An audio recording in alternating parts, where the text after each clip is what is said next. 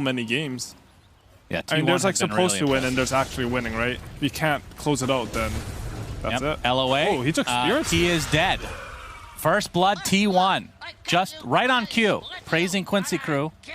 And T1 gets it. This melee creep's taking almost 100 damage, and the other one's taking 50 damage. Yep, that is true. We see the meta into the cookie. LOA. This might be his second death of the game.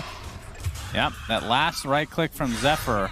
As meanwhile, top lane, Whitemon takes a tumble, so trades across the map on respective position 5s. Because you get shard on Morphling, and that means you get the whoever you copy shard, right? Yes, that is how it works. It's very good. I saw Morphling.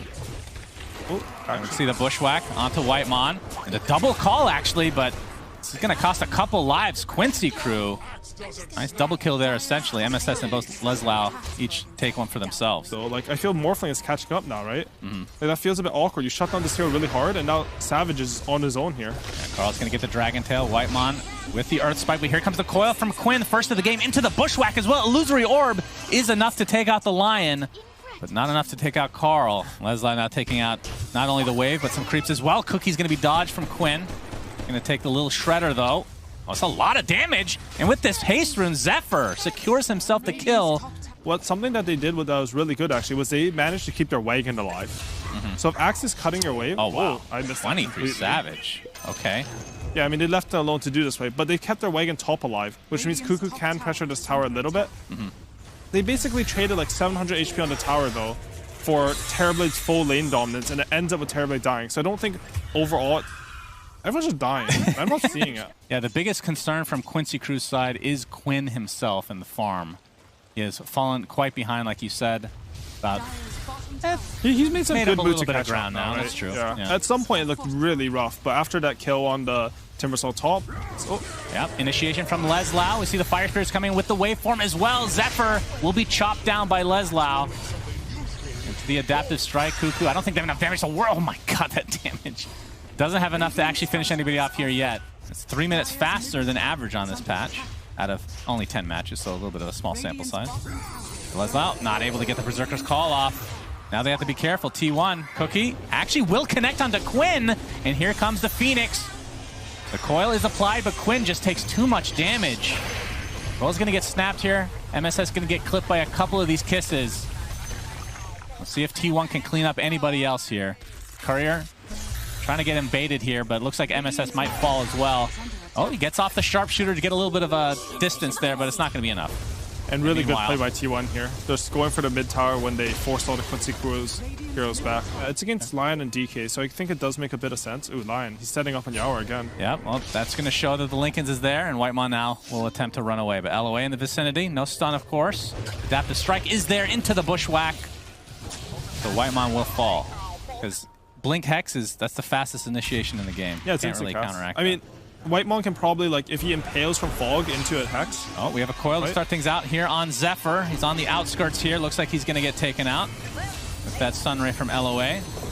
Yawar was TPing, canceled it though. But Lion from behind. Yeah, Whitemon is actually by himself. And here come the TP, Carl. And that Dragon from Leslau with a nice Berserker's call onto 2. And they're just going to blow up Whitemon as a result. Fairy Trinket on the other hand. That is a good one. Possessed Mask as well. Leslau has the Yasha. Of course, not 20 minutes yet. See if he goes for the shard before actually finishing the Manta.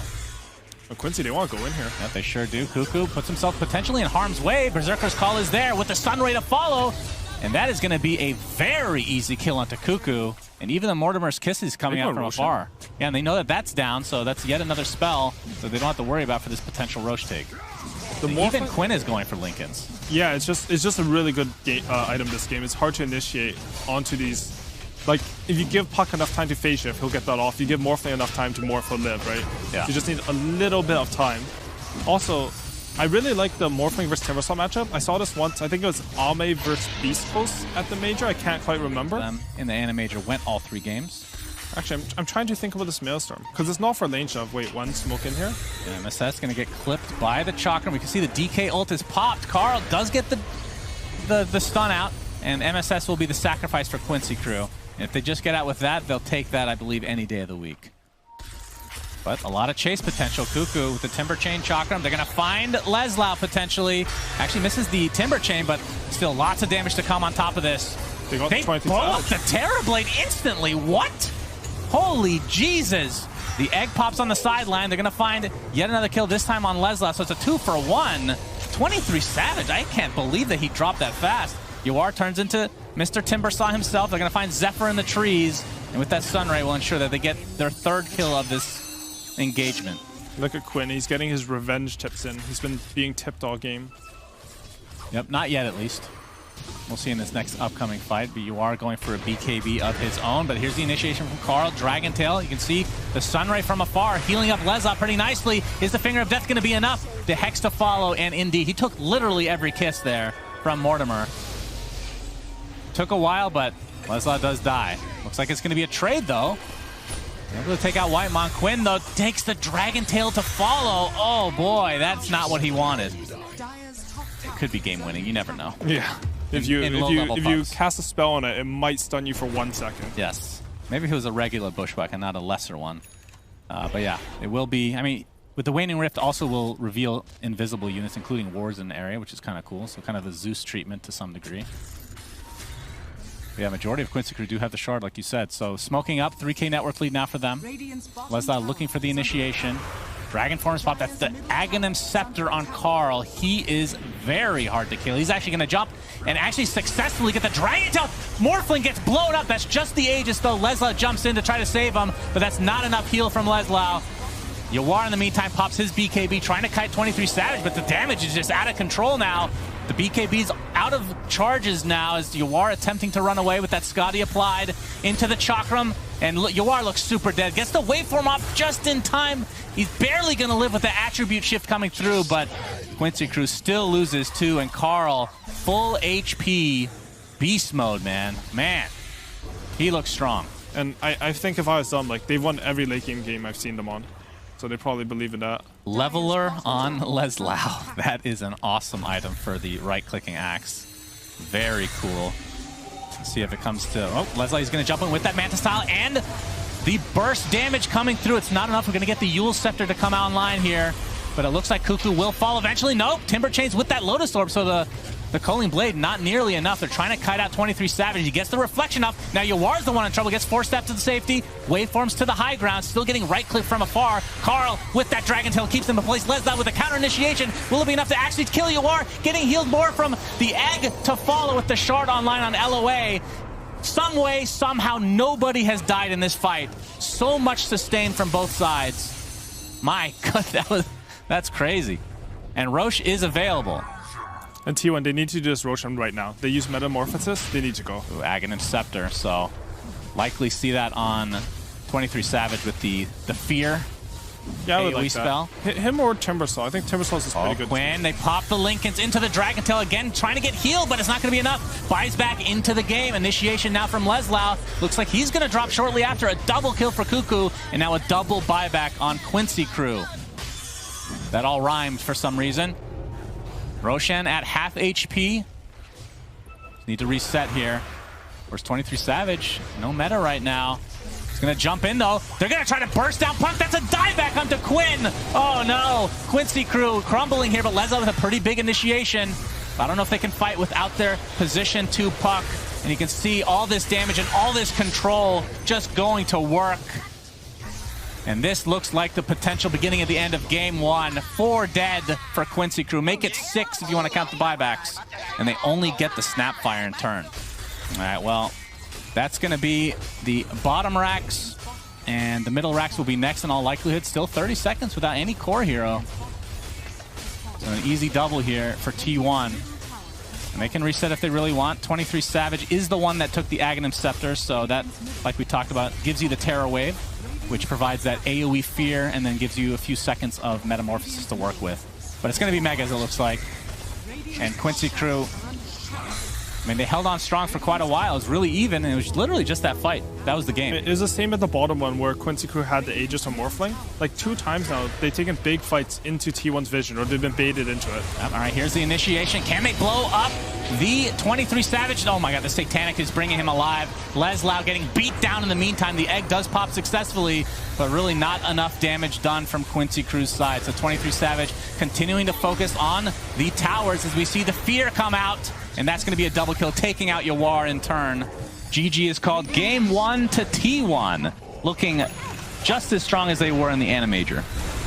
Honestly, maybe even stronger. They played a really clean game this game. They just, every single time that there was a fight opportunity, they always played their percentages. They never like really ran in too far. Damage, I suppose. But it looks like he is going for the typical arm build. It's not as bad as like 4 years ago where you could just thunder him through range. Oh my goodness. Okay. There's the tips. I knew that tip was coming.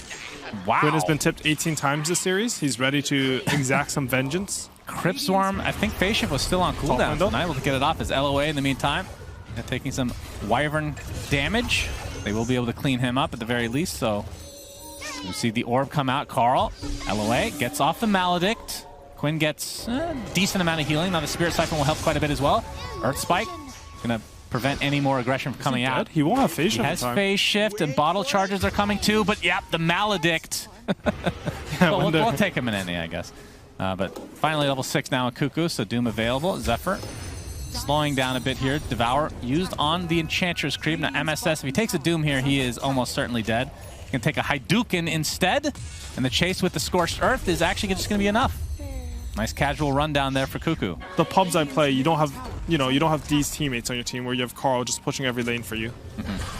Leslau tanking up the tower. Now he has to tank up a lot of spells. The Doom is there. Coil onto 2 to follow with the Finger of Death. Leslau takes a tumble, and LOA follows suit. So 2 quick kills for T1. Yeah, that's what you do with DP, right? You get close to a tower just to get the extra ghost damage. We're going to see the pickoff here onto MSS, but creating space for the Roshan. He'll take this. It's actually like double damage, Exo beside something. Like within like 200 range. Yeah.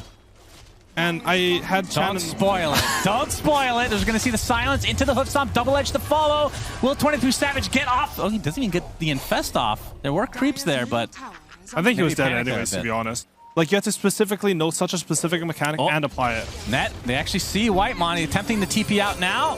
Do they have a cancel? The Yules again from Quinn. And this will be a Spirit Siphon into a death, so Quincy Crew again with another kill. But like, I'm not saying Quinn doesn't know that mechanic, but I'm saying I think there's this understanding right now in the community that pro players just know literally every mechanic. That's definitely not the case. No, pro players are very stupid. They play Dota all game. Yeah, they're very good at other things. A Zephyr, okay, Curse onto Yawar, but there's a hoof stomp to follow, and with the Maledict and the double edge. Sometimes you just stun someone for 7 seconds. Yeah, that's true. It's a good item pickup this game, I think. Yep, Quinn's gonna pop the Exorcism. They really want to fight here. Cuckoo jumps in with the hoof stomp, gets off the Infernal Blade, and Quinn takes heavy damage as a result. You can see LOA healing from the low ground as the Lincolns is already popped and the Fortification as well. Wave is completely taken out, and Meta already used as well. It feels like Quincy Crew, I mean, they have to defend this top lane, it looks like. Carl, well, they're going to try to initiate onto him. Hoof Stomp will not connect. Phase Shift with the Orb. Enchant, looks like the Cask will connect, but he gets Force Staffed onto the high ground. You know, the heals don't do anything. Very high analysis coming. You're welcome. Yeah, so heals are strong is what you're saying. As Yawar jumps in. Cold Embrace, not going to be enough. As the damage will go through. So I like this takes a tumble. Itemization from Yawar. And the longer this game goes, who do you favor here in the late game? And for sure, for a while, I think it's Quincy Crew. Because you just have terribly Death Prophet. It's a very strong dual core. Oh, Cuckoo with the Shivas jumps in. They want to take out Enchantress, and they will do so. The burst damage is there. T1 will win the fights now. Right. Yeah, Doom is always that wild card, it feels like, in these late game situations. Oh, see the Rage. Actually, that is a shard for 23 Savage, if I'm not mistaken. That's an open wounds indeed. Stampede is used, so mitigating a ton of damage here, but will it be enough to actually get away? Not with the Infernal Blade and the Infest. Leslau is donezo. Yawar has the spider legs, already popped the meta and BKB, and will have to retreat. And again, the timing, T1. All they have to do is wait for this meta now. So there's no Lotus Orbs anywhere. Yeah. Oh, 23 Savage has the Rage. LOA taking heavy damage, and he is going to get bursted down again from Whitemon. And they're going to apply the coil only for the Enchantress alone, but it'll be worth it for them. 5 versus 3 advantage now. No meta. Yeah, still no meta. Exorcism is up, but there's no way they're going to pop that without their full force behind them. For Quincy Crew to get picks onto any of the T1 cores. Yeah, for sure. Leslau gets off the hoof stomp. Yawar with the Abyssal Blade. They will be able to get the support here, but there's the Doom from Cuckoo onto Centaur himself. Yawar pops the BKB, but Cuckoo pops his own as well. Shivas, along with the Refresher Orb, activated. Looks like they'll be able to clean up Leslau pretty easily here. Quinn already gets off the Exorcism in fear of getting that double Doom. which is still available here. 23 Savage in that rage form. Does have Infest up as he is taunting away. One of the best taunts in the game, by the way. Sadly, we won't be seeing the Aghanim Scepter on lifesteal this game because there is a refresher shard. Yeah, he would have taken it for sure.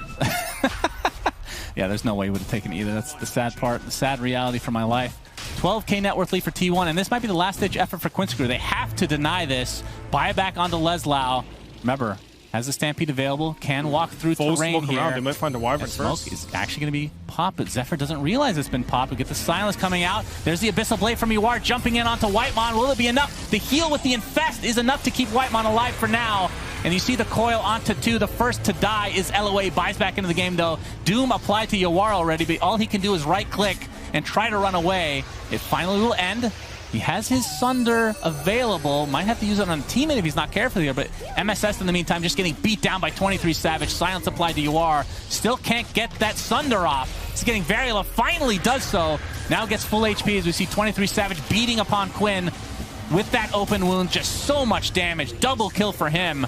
Now UR with the spider legs onto the low ground. Feels like he is just going to drop one way or the other. The initiation from Whitemon. Just too much for Quincy Crew to handle. And this will be the third Roche. Isn't close enough. He has Arcane Blink and 2 refreshers. Oh, man. That is disgusting.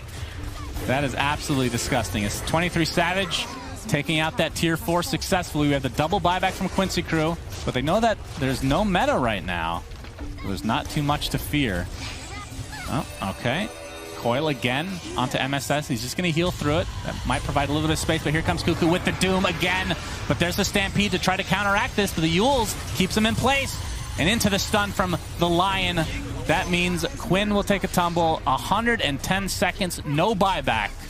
And this looks like a 2-0 for T1 in very good fashion for them.